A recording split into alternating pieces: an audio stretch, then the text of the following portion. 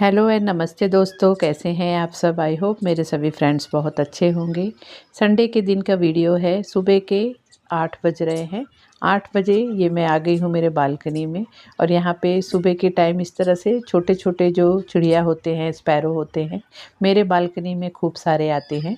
उनकी आवाज़ सुन के बहुत ज़्यादा अच्छा लगता है। और जैसे कि मैं उन लोग के लिए चावल रखती हूँ, तो जब जिस बर्तन में चावल रखा है वो ख़त्म हो जाता है, तब भी वो आवाज़ लगा के मुझे बुलाते हैं। तो यहाँ पे आ गई हूँ बालकनी में और मौसम बहुत अच्छा हो गया है हमारे पूना में। बहुत ज़्यादा ही मतलब वेदर ठंडा हो गया है। और यहाँ पे 1-2 मेरे प्लांट में फूल आ गए हैं, तो वही सब देखती हूँ, कलियों को चेक करती हूँ, क्या नया पुराना आया है। देख के अच्छा लगता है। तो यही सुबह के टाइम थोड़ा-सा यहाँ से पॉजिटिव एनर्जी लेती हूँ अपने प्लांट से, और यहाँ पे थोड़ी देर उन लोग के साथ टाइम स्पेंड करती हूँ। और यहाँ पे देखिए मैंने अपराजिता का ये बीज लगा रखा था, तो उसमें देखिए बहुत सारे प्लांट आ गए हैं, तो इसे भी मुझे रिपोर्टिंग करनी है। तो इस तरह से बारिश के टाइम बहुत सारा मतलब आप कटिंग लगा लें, या इस तरह से बीज है आपके पास वो लगा लें, तो बहुत अच्छे से प्लांट ग्रो कर जाते हैं। तो ये सब मेरा यहाँ पे बालकनी में थोड़ा सा अपने प्लांट की केयर करती हूँ, उन्हें देखती हूँ। और उसके बाद यहाँ पे देखिए ये जो मैंने जब हम वेकेशन पे गए थे तो ये छोटा-सा डॉल लाया था, तो देख के बड़ा अच्छा लगता है। इस तरह से जब मतलब थोड़ा-सा उजाला मिलता है, उसे सनलाइट मिलती है, तो वो बहुत जल्दी-जल्दी मतलब सर हिलाने लगता है। और जब वेदर थोड़ा-सा ऐसे अंधेरा जैसा हो जाता है, तो बिल्कुल ही वो सर हिलाना बंद कर देता है। जैसे कि वो सनलाइट से चलता है, सोलार वाला टाइप का कुछ है ये। तो बड़ा ही देखने में अच्छा लगता है। ऐसे लगता है कि मतलब कोई बच्चा बैठ के सर हिला रहा है। और कल संडे के दिन पूरा दिन हमारे यहाँ रेनी डे ही था। पूरे दिन ही बारिश हो रही थी, और बारिश के साथ इतना अंधेरा हो गया था कि पूरे दिन ही घर में लाइट लगा के जला के रखना पड़ रहा था। इतना ज़्यादा मौसम मतलब इस तरह का हो गया था। अब यहाँ पे मैं आ गई हूँ किचन में। और आज जैसे कि मेरे हस्बैंड और मेरे बेटा सैटरडे के दिन, मेरे हस्बैंड को सैटरडे संडे ऑफ रहता है, और बेटा तो अभी तक घर पे ही है, उसके कॉलेज के एडमिशन का भी सब कुछ चल रहा है, तो वो भी फ्री ही है। तो दोनों जन रात भर बैठ के आज उन्होंने सुबह के 4 बजे तक कोई तो सीरीज़ देखते बैठे थे, तो सुबह के 4 बजे वो सोए हैं। अब सुबह आज तो मुझे लग रहा है कि आराम से 2-3 बजे ही उठने वाले हैं। और कल ही उन्होंने डिमांड कर रखा था कि हमें नूडल्स खाना है कल संडे के दिन, तो उन्हें नूडल्स बनाऊँगी जब वो उठेंगे तब।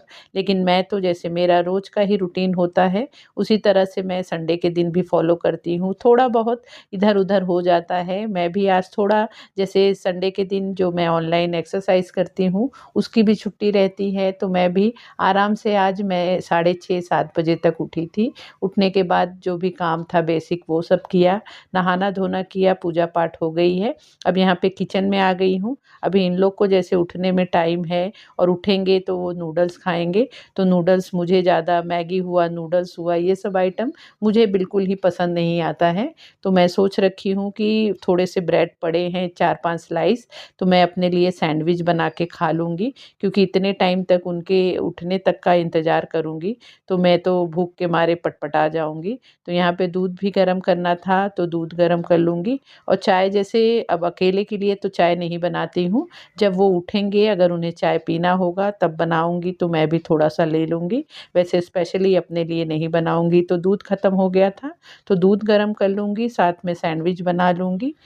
कल सैटरडे के दिन मॉर्निंग में मैंने सैंडविच बनाया था नाश्ते में। सैंडविच भी हमारे यहाँ बहुत ज़्यादा ही सब पसंद करते हैं। तो सैटरडे संडे इसी तरह से जो भी मतलब स्पेशल नाश्ता थोड़ा हो जाता है। रेगुलर में तो जो भी पोहा हुआ, उपमा हुआ, ये सब चीज़ें चलते हैं, लेकिन सैटरडे संडे के दिन कुछ थोड़ा-सा स्पेशल जो ज़्यादा सबको पसंद आता है। छुट्टी रहती है हस्बैंड की, तो थोड़ा-सा रिलैक्स होके एन्जॉय करके ही चीज़ों को खाना-पीना पसंद करते हैं। तो कल जो सैंडविच का फिलिंग बच गया था, 2 सैंडविच बनाने भर का फिलिंग बच गया था, तो उसे मैंने फ्रिज में रख दिया था, तो वही आज मेरे काम आ जा रहा है। तो इस तरह से सिंपल ही मैं जैसे पूरा टमाटर, प्याज, ककड़ी, उसमें गाजर हुआ, शिमला मिर्च हुई, सभी को मैं चॉपर में एकदम बारीक सा कट कर लेती हूँ। और उसमें जो भी मतलब मिक्स अप हुआ, पिज़्ज़ा सीज़निंग हुआ, ये सब मसाले डाल के, काली मिर्च और नमक, ये सब डाल के ही सिंपल मतलब फिलिंग तैयार कर लेती हूँ।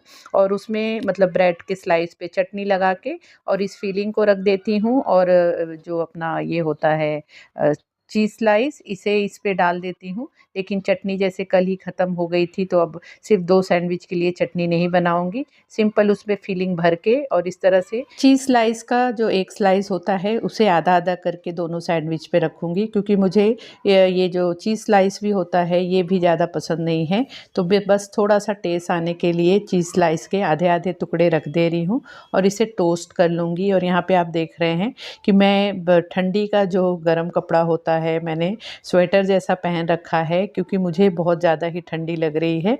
और ठंडी लग रही है क्योंकि मौसम भी बहुत ज़्यादा ठंडा हो गया है। हमारे यहाँ टेम्परेचर 18-19 हो गया है, तो काफ़ी ठंडा ही समझ लीजिए हो गया है। तो मुझे तो बहुत ज़्यादा ही वैसे भी ठंडी लगती है और अभी मौसम ठंडा हो गया तो इसलिए भी ठंडी लग रही है। तो मैं इस तरह से ही पहन के रखती हूँ। जब काम वाम करने लगती हूँ तो फिर जब बॉडी गर्म हो जाती है तो फिर उसे उतार देती हूँ। लेकिन अभी तो फ़िलहाल पहन के ही रखा है। तो यहाँ पे मेरा सैंडविच भी रेडी हो जा रहा है और फिर इसे मैं लेके नाश्ता कर लूँगी। यहाँ पे मैं आज बहुत सारी लेडीज़ ऐसे करती हैं कि बच्चों और परिवार और पति के चक्कर में अपने ऊपर उतना ध्यान नहीं देती हैं खाने पीने पे। लेकिन मेरा थोड़ा ये सब मामले में आप सेल्फिश कह लें या जो भी कह लें, मुझे इस तरह से अपने लिए भी मैं उतना ही ध्यान देती हूँ। इन सब चीज़ों को मैं इग्नोर नहीं करती हूँ, क्योंकि जब हमारा पेट भरा रहेगा, हम एनर्जेटिक रहेंगे, तभी हम अपने घर के लोगों पे और अपने घर पे ध्यान दे पाएँगे। तो इस तरह से मैं खा पी के मस्त रहती हूँ। जो भी मेरा बहुत ज़्यादा कुछ खाने में शौक़ नहीं है, कोई ज़्यादा मुझे वैरायटी नहीं लगती है, सिंपल चीज़ें ही खा के मुझे सैटिस्फैक्शन मिल जाता है। लेकिन मैं उसमें भी कॉम्प्रोमाइज़ बिल्कुल नहीं करती हूँ। मॉनसून शुरू होने से पहले ही मैं मेरे घर को एक बार अच्छे से साफ़-सुथरा पूरे घर की साफ़-सफ़ाई करती हूँ, डीप क्लीनिंग करती हूँ। तो मेरा दोनों बेडरूम और मेरा हॉल हर कमरा अच्छे से साफ़ हो गया था। लेकिन मेरा किचन ही रह गया था, उसे भी मैं सोच रही थी कि 1-2 दिन में सफाई करूँगी और 2-3 दिन से मेरे दिमाग में चल रहा था कि संडे के दिन मैं मेरे किचन की सफाई करूँगी, क्योंकि बाकी के मंडे टू सैटरडे शाम के टाइम बच्चे आते हैं मेरे पास ट्यूशन के लिए, तो उस चक्कर में मुझे मेरा 2-3 घंटा चला जाता है। और ये सब किचन का काम ऐसा होता है कि एक बार काम फैलाओ तो आराम से 3-4 घंटे कहाँ चले जाते हैं पता ही नहीं चलता है। तो उस टाइम पे अगर काम फैला ले तो आधा काम छोड़ के फिर हमें मतलब रेगुलर वाले काम पे लग जाना पड़ता है। तो मैंने सोच रखा था कि संडे के दिन ये चीज़ ज़रूर करूँगी और उस पे फिर कल जब हस्बैंड और बेटे ने बोल दिया कि हमें नूडल्स खाना है और संडे के दिन थोड़ा-सा हम रिलैक्स होके रात को हम सैटरडे नाइट को मूवी देखेंगे, सीरीज़ देखेंगे, तो मुझे फिर मेरे दिमाग में आ गया कि ये तो आराम से संडे के दिन उठने वाले हैं। तो मुझे बहुत अच्छा अपॉर्च्युनिटी मिल गई कि मैं मेरे कामों को बहुत अच्छे से रिलैक्स होके कर पाऊँगी। दिमाग में मतलब ये उलझन नहीं रहेगी कि अभी नाश्ता बना के देना है या खाना बना के देना है। तो फिर मेरे पास काफ़ी सारा टाइम है आज, और आज बच्चे भी नहीं आने वाले थे, तो इसलिए मैंने बोला इस टाइम को मैं अच्छे से यूटिलाइज़ करती हूँ। मुझे ऐसा लगता है किचन हमारे घर का ऐसा मतलब एरिया है कि जहाँ पे सबसे ज़्यादा दिन भर ही काम चलते रहते हैं और सबसे ज़्यादा किचन में ही हमारे सामान होता है। तो अगर हम किचन की सफाई करने जा रहे हैं और सोचे कि एक दिन में ही कर डालेंगे, तो ये बिल्कुल ही पॉसिबल नहीं होता है, या कर भी लेंगे तो उस लेवल की सफाई नहीं होगी जिस लेवल की होनी चाहिए। तो मैं मेरे किचन के कामों को एक साथ छेड़ती नहीं हूँ, एक-एक हिस्से को अपने हाथ में लेती हूँ और उसकी सफाई करती हूँ। तो जो राइट साइड में आप मेरा प्लेटफ़ॉर्म देख रहे हैं, 2-3 दिन पहले मतलब किचन में काम करते-करते ही मैंने उस तरफ की सफाई कर ली थी, क्योंकि उस तरफ इतना ज़्यादा गंदगी होती नहीं है। लेकिन लेफ़्ट के तरफ जहाँ पे मेन प्लेटफ़ॉर्म है, चूल्हा है, तो इस तरफ थोड़ी-सी सफाई ज़्यादा हमें डीप में करनी पड़ती है, क्योंकि यहाँ पे चूल्हा भी है, तेल तेल के छींटे तड़का-वड़का लगाते रहते हैं। और किचन में देखने पे ऐसे लगता है कि हमारा किचन बहुत साफ़-सुथरा है, लेकिन अंदर-अंदर बहुत सारी गंदगी बैठ जाती है। तो मैं भी इसी तरह से थोड़ा-थोड़ा करके ही अपने किचन को साफ़ करती हूँ। और किचन में इस तरह से जो मेरा मेरा आज मैंने सोच रखा है प्लेटफॉर्म के नीचे का पूरा सेक्शन ही मैं अच्छे से साफ़ करूँगी। तो बर्तनों को मैंने पहले ट्रॉली में से निकाल दिया है और बर्तनें तो साफ़ ही हैं। वैसे भी त्योहार का टाइम आ रहा है, तो त्योहार के टाइम पहले मैं सभी बर्तनों को फिर से एक बार अच्छे से साफ़ करती थी, क्योंकि उसमें लहसुन, प्याज ये सब चीज़ों का खाना बनता रहता है। लेकिन अब जब से मैंने मेरे भगवान जी के लिए अलग से बर्तनें खरीद ली हूँ, तो ये सब बर्तनों को मुझे बार-बार धोना नहीं पड़ता है, क्योंकि जब भी रेगुलर में तो बर्तनें धो के रखे ही जाते हैं। लेकिन फिर भी मैं पहले इन सब बर्तनों को जब इस तरह से डीप क्लीनिंग करती थी, तो पूरे बर्तनों को भी अच्छे से साफ़ करके, माँज के, सुखा के फिर उसे रखती थी। लेकिन अब वो वाला काम मेरा कम हो गया है। तो यहाँ पे देखिए ये वाले ट्रॉलीज़ जो मेरे हैं, तो इसकी डीप क्लीनिंग करनी भी बहुत ज़रूरी हो जाता है, क्योंकि इसके जो चैनल्स होते हैं, ये थोड़े-थोड़े दिन में इसमें जैसे होता तो ये स्टेनलेस स्टील का है, लेकिन फिर भी जो इसके हिंजेस ये सब होते हैं, तो इसमें थोड़ा-सा रस्ट लगने लगता है और पानी-वानी लग के भी वो चैनल मतलब स्मूथली मूव नहीं होते हैं। तो इसे टाइम टू टाइम जब हम साफ़ करते रहते हैं, तो चीज़ें सही से बनी रहती हैं। तो मेरा इस तरफ का जो आप सेक्शन देख रहे हैं मेन प्लेटफ़ॉर्म जहाँ की सफाई मैं कर रही हूँ, तो ये वाला जो मतलब फर्नीचर का मैंने काम कराया था, तो इसे करा के 10 साल हो गया है। तो 10 साल से मैं अच्छे से इसे मतलब केयर भी करती हूँ, इसीलिए इतने दिन से ये चल भी रहे हैं। अगर हम ये सब चीज़ों पे ध्यान नहीं दें, तो बहुत ही जल्दी ख़राब हो जाते हैं और ये सब काम कारपेंटर करने के टाइम तो ये बोलते हैं कि हम बहुत अच्छी क्वालिटी वाला चीज़ें या मटेरियल यूज़ कर रहे हैं, लेकिन डे बाय डे जैसे हम चीज़ों को जब यूज़ करते हैं, तब पता चलता है कि उतनी अच्छी क्वालिटी का उन्होंने यूज़ नहीं किया है, चीज़ों को नहीं लगाया है। तो बर्तनों को निकाल के मैंने प्लेटफॉर्म पे रख दिया है और यहाँ पे पूरा ही मैंने इस तरह से ये वाले काम कराए हैं कि पूरे मेरे जो मॉड्यूलर किचन की ट्रॉलीज़ हैं, उसे मैं निकाल के अच्छे से अंदर की तरफ से सफाई कर सकूँ, क्योंकि जो फिक्स वाले मॉड्यूलर वाले ये ट्रॉलीज़ होते हैं, तो उसे फिर साफ़ करना बहुत ही ज़्यादा मतलब मुश्किल हो जाता है, क्योंकि कोने-कोने तक हमारा हाथ तो जा नहीं पाता है और अंदर-अंदर फिर गंदगी बहुत ज़्यादा हो जाती है। तो इस तरह से ही मैंने ये सब चीज़ों को कराया था कि मैं इसे टाइम टू टाइम निकाल के अच्छे से इसकी डीप क्लीनिंग कर सकूँ। तो यहाँ पे आप देख सकते हैं जो मेरे ट्रॉलीज़ हैं वो भी पूरे निकल जा रहे हैं, जो उसके अंदर का स्टैंड है वो सब भी बहुत अच्छे से निकल जाते हैं। तो पूरे निकाल के ही मैं अच्छे से साफ़ करती हूँ। और आप लोग जब भी कभी अगर आपके किचन को बनवाने का सोच रहे हैं, तो कोशिश किया करें कि ऐसी चीज़ें लगवाएं जो कि लॉन्ग लास्टिंग हो, ज़्यादा दिन तक चले। तो किचन में अगर सनमाइका या जो लकड़ी होता है वो हम वाटरप्रूफ वाला लेते हैं, तो काफ़ी दिन तक हमारे फर्नीचर बहुत अच्छे से चलते हैं और उसे साफ़ सुथरा रखने में भी परेशानी नहीं होती है, क्योंकि किचन में पानी का काम ज़्यादा होते रहता है, तो उसके लिए हमें उतना ही ध्यान देना पड़ता है। तो एक बार हम ये सब चीज़ें अगर अच्छे से करवा लेते हैं, तो सालों साल हमारा ये सब चीज़ें चलती हैं। ये सब काम ऐसे होते हैं कि हर साल हम काम तो करवाते नहीं हैं, 10-15 साल में ही 1-2 बार कराते हैं। तो उसे हम जब ध्यान से अच्छे से चीज़ों को सिलेक्ट करेंगे और जब भी ये सब काम आप करवाएँ, तो पहले बैठ के अच्छे से सोच विचार कर लें कि आपके किचन में किस चीज़ की ज़रूरत है, किस चीज़ को कहाँ पे रखना है। उस तरह से आप आपके सेक्शन भी बनवाएँगे, तब जाके आप अपने किचन के सारे सामान को अच्छे से सेट कर पाएँगे। तो यहाँ देखिए सब ट्रॉलीज़ को निकाल देने के बाद अब यहाँ पहले अंदर की तरफ डस्टिंग कर लूँगी और यहाँ पे अंदर की तरफ मैं इस तरह से जो कपूर की गोली आती है, नेपथलीन बॉल, ये सब भी डाल के रखती हूँ। इसलिए मेरे किचन में बिल्कुल एक भी कॉकरोच आप लोगों को नहीं मिलेगा। किचन में कॉकरोच भी होने का मेन जो कारण होता है यही होता है कि सफाई अगर अच्छे से रेगुलर में होती नहीं रहेगी और साथ में अगर किचन में बहुत ज़्यादा गीलापन रहेगा, मॉइस्चर रहेगा, तो उसकी वजह से भी कॉकरोच ज़्यादा आने के चांस हो जाते हैं। तो कोशिश किया करें कि बर्तनें ये सब चीज़ें जब भी आप धो रहे हैं, तो उसे अच्छे से ड्राई होने के बाद ही आप उसे आपके बर्तन के स्टैंड में या ट्रॉली में लगाएं। अगर वो गीले बर्तन हैं और नीचे की तरफ फ्लोर ये सब गीला रहेगा, तो उसकी वजह से भी कॉकरोच बहुत ज़्यादा आने का चांस हो जाता है। तो यहाँ पे पहले जो भी देखिए अंदर की तरफ पता ही नहीं चलता कि इतनी सारी गंदगी गंदगी है तो उसे फिर इस तरह से जब मैं ट्रॉली निकाल के साफ़ करती हूँ तो बहुत अच्छे से मतलब उस एरिए की सफाई हो जाती है। बाहर से देखने पे तो लगता है कि नहीं हमारा किचन तो बहुत अच्छे से साफ़ सुथरा है, लेकिन अंदर-अंदर इस तरह से बहुत सारी गंदगी बैठ जाती है। और इसके हिंजेस को साफ़ करने के लिए मैं इस तरह से जो WD-40 आता है, ये बड़े काम की चीज़ होती है। अपने घर में एक ज़रूर ही इस WD-40 होना चाहिए। मैं बड़ा वाला जो बॉटल होता है उसे ही यूज़ करती हूँ, लेकिन वो ख़त्म भी हो गया था और जब मैं ग्रोसरी शॉपिंग करने गई थी तब भी मुझे वो याद नहीं आया।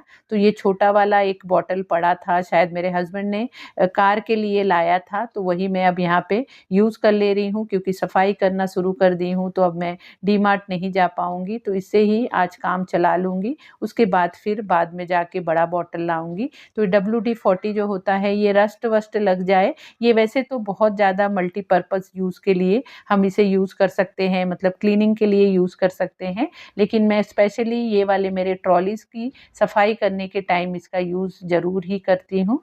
WD-40 को आप मतलब जहाँ पे भी आपको सफाई करनी हो, वहाँ पे उसे स्प्रे करके 5-10 मिनट के लिए छोड़ दीजिए। उसके बाद कोई भी कॉटन का कपड़ा लेके उसे आप पोंछेंगे तो आप देखेंगे कि बहुत अच्छे से वहाँ पे अगर रस्ट-वस्ट लगा है, तो बहुत अच्छे से वो साफ़ हो जाता है। बिना मेहनत किए ही बहुत अच्छे से साफ़ हो जाता है। तो इसी तरह से मैं मेरे पूरे किचन के अंदर के ट्रॉलीज़ को इसी तरह से साफ़ करती हूँ। तो यहाँ पे देखिए अगर मेरी ट्रॉलीज़ अगर निकलते नहीं होते, फिक्स वाले मैं करा रखी होती, तो सोचिए अंदर की तरफ इस तरह से जैसे मैं अभी निकाल के कोने-कोने की सफाई कर ले रही हूँ, तो वो बिल्कुल ही पॉसिबल नहीं होता। तो इस तरह से ये वाले मेरे जो मतलब मेरे मॉड्यूलर किचन को मैंने बनवाया है, तो मुझे इससे बहुत ज़्यादा सैटिस्फैक्शन मिलता है कि ये सब चीज़ों को मैं निकाल के टाइम टू टाइम अच्छे से साफ़ कर पाती हूँ।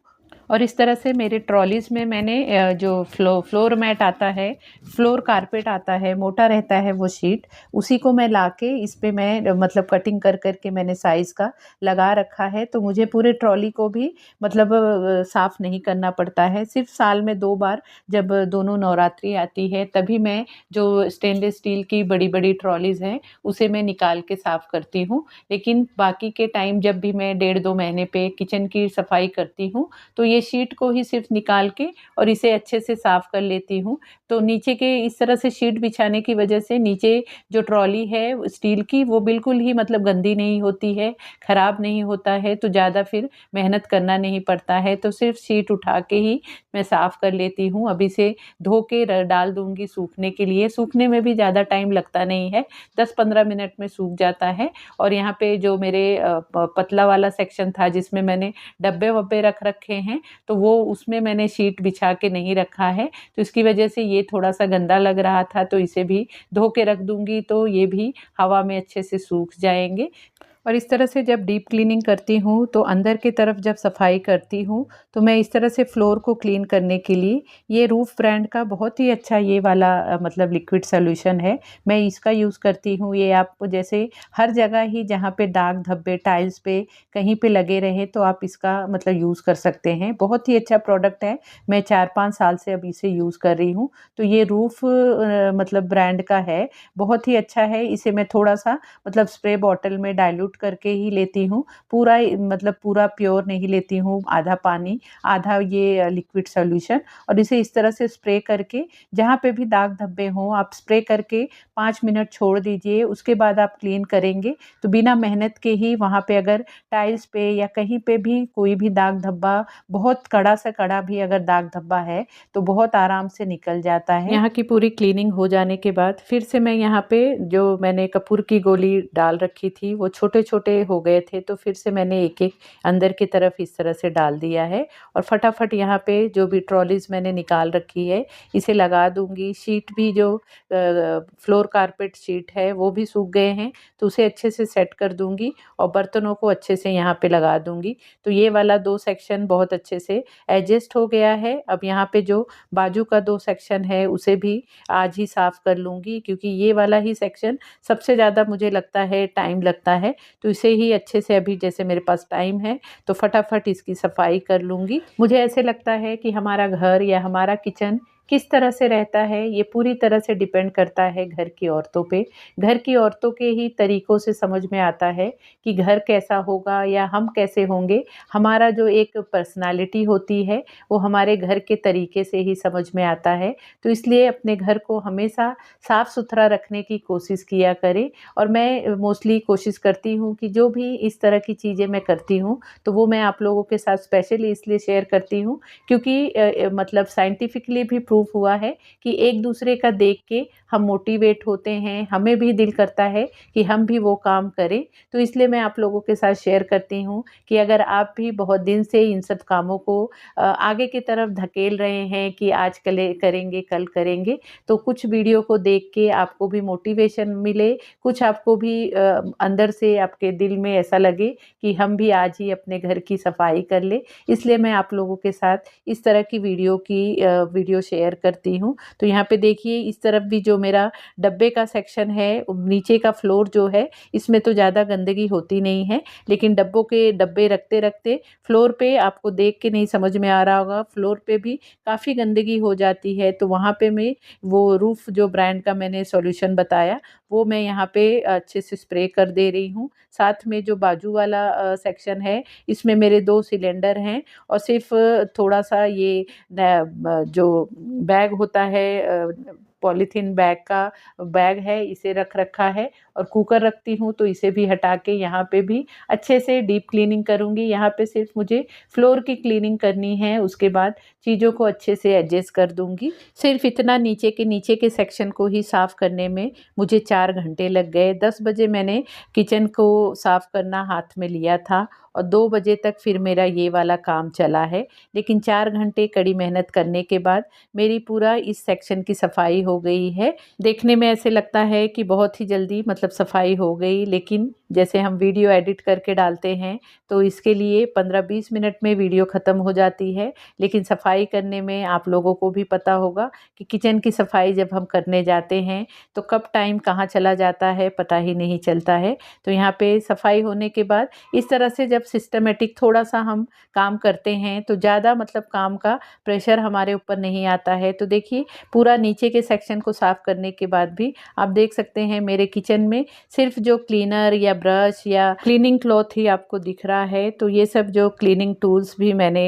मतलब निकाला है, इसे भी जगह पे रख दूँगी। यहाँ पे रखते-रखते यहाँ पे भी थोड़ा-सा डस्टिंग कर ले रही हूँ। मेरी आदत है कि जिस जगह पे मुझे मेरी नज़र जाती है, अगर वो सेक्शन थोड़ा बहुत भी डिस्टर्ब हुआ है तो उसे मैं तुरंत के तुरंत ही साफ़ कर लेती हूँ। उसके बाद किचन में जैसे सुबह मैंने झाड़ू पोछा किया था, लेकिन सफाई करने में किचन में थोड़ी-सी गंदगी हो ही गई है फ्लोर पे, तो यहाँ पे पोछा भी मार लूँगी। सो फ्रेंड इस तरह से मेरे किचन की ऑलमोस्ट 50% क्लीनिंग हो गई है।